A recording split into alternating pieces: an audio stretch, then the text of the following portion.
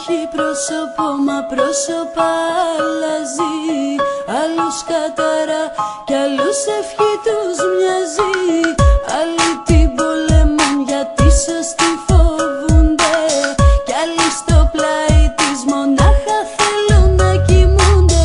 Χαίρεσαι απίστευτα σαν φεύγει από κοντά σου.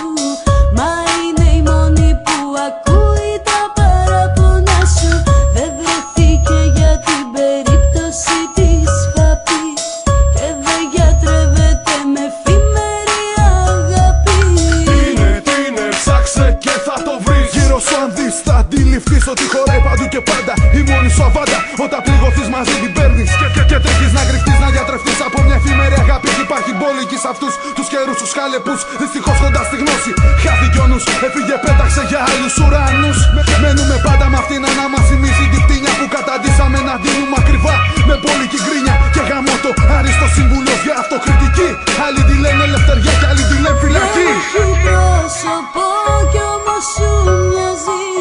Σαν φεύγει η ψυχή σου το γιορτάζει. Μα σου ταιριάζει. Δεύτερος γύρος κι άλλα στοιχεία θα πω. Χρόνο κλέβει απ' το σακάτι μας, καιρό κάνει τη φλόγα για ζωή πιο δυνατή. Γίνεται χρώμα σε καβά, γίνεται στίχος σε χαρτί. Γίνεται θάλασσα βαθιά, δεν κολυμπήσει σωστά. Πήγεσαι στα βέντο, γίνεται στις δυσκολίες στην αγκαλιά της κρύβεσαι. Άνοιγεσαι, γνώρισε όλα τα μυστικά σου. Ειλικρινέστερη σχέση που είχες ποτέ κοντά σου. Πιο όριμη η σκέψη σου μετά από καιρό μαζί της. Λιγότερα τα λάθη, μικρότερη πληγή της. Δεν έχει πρόσωπο, μα πρόσωπα αλλάζει. Άλλους κατάρα κι άλλους ευχή